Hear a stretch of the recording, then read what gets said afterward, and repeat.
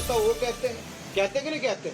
आप सबके सामने कहते हैं। दिखाइए उनका वीडियो, दिखाइए कैसे सामान बांटते हैं। रोहिंग्या घुसपैठियों को अरविंद केजरीवाल जी की शह पर उनके विधायक सामान बांटते हैं। देखिए सर, एक और आरोप लगाया अनुराग जी, उन्होंने सिसोदिया जी ने, वो हरदीप पुरी जी के ट्वीट का हवाला देते हुए कहा कि ये तो एक तरफ वेलकम कर रहे हैं और सब केंद्र सरकार। मैं बड़ा स्पष्ट कर देता हूँ एक बात को, गृह मंत्रालय ने बड़ा स्पष्ट करके कहा है कि रोहिंग्या घुसपैठियों को जो पहले की स्थिति थी वैसे ही उनको ना यहाँ का नागरिक माना जाएगा, उनको वापस भेजा जाएगा।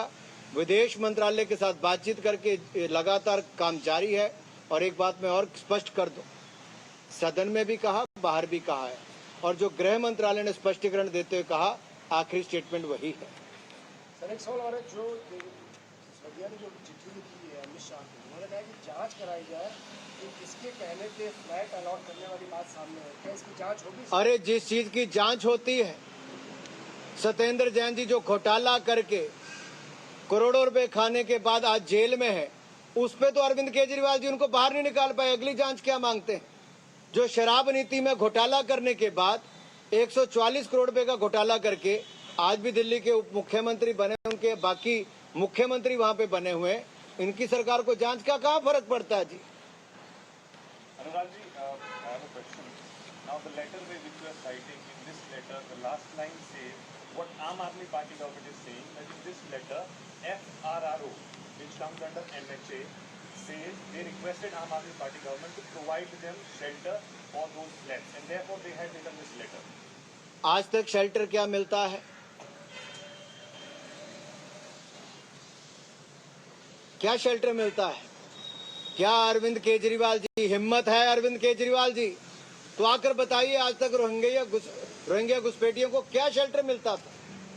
कैसे रहते थे वो? किन इलाकों में रहते थे?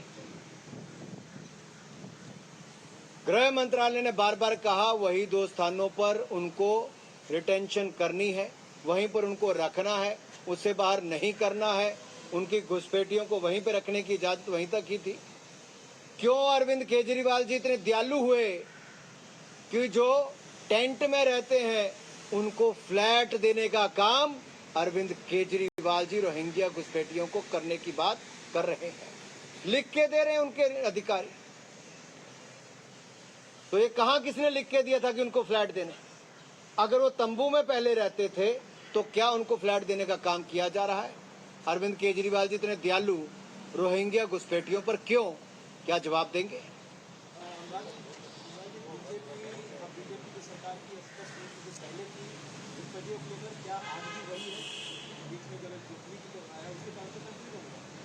हम जब सत्ता में नहीं थे तब भी और आज सत्ता में है तब भी एक ही नीति है, राष्ट्र प्रथम, राष्ट्र सुरक्षा प्रथम। राष्ट्र की सुरक्षा को हम सबसे आगे लेकर चलते हैं, इंडिया फर्स्ट की नीति को लेकर चलते हैं। लेकिन कुछ लोग जो दिल्ली में अरविंद केजरीवाल जी जैसी लोग सरकार बनाते हैं, उनके लिए रोहिंग्या घुसपैठी प्राथमिकता हो जाती है। हमारे लिए राष्ट्र सुरक्षा आज भी प्राथमिकता है, आगे भी प्राथमिकता रहेगी। जो यूट्यूब चैनल्स जो बैन किए हैं मंत्रालय ने, पहले भी ऐसे कदम उठाए गए थे, बावजूद इसके ऐसे यूट्यूब जो है फिर से आ जा रहे हैं।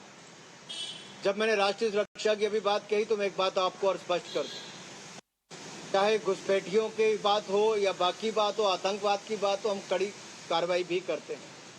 जब यूट्यूब के माध्यम से या वेब पोर्टल्स के माध्यम से कोई देश के लोगों में भय भ्रम फैलाने का काम करता है और देश को बांटने का प्रयास करता है, इससे भी देश की सुरक्षा को खतरा होता है, तो सूचना प्रसारण मंत्रालय से हमने पिछले 4 महीनों में लगातार कार्रवाई करते हुए 102 से ज्यादा ऐसे यूट्यूब चैनल्स को और बाकी पोर्टल्स पर रोक भी लगाई है, जिनके लाखों से नहीं करोड़ों लोग उनको देखते हैं।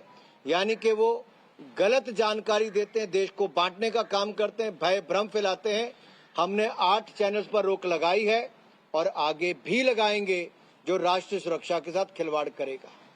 इस पे कोई भी समझौता नहीं होगा। धन्यवाद। All right, you were listening to Union INB Minister Anurag Thakur talking about how nation security is a topmost priority for the current government. He hits out at the Aam Aadmi Party for questioning the government on the Rohingya issue. questioning what shelter has been given to the Rohingyas. He's defending the current government's policy that only detention centers are earmarked for Rohingya refugees. They have not been given any other kind of accommodation.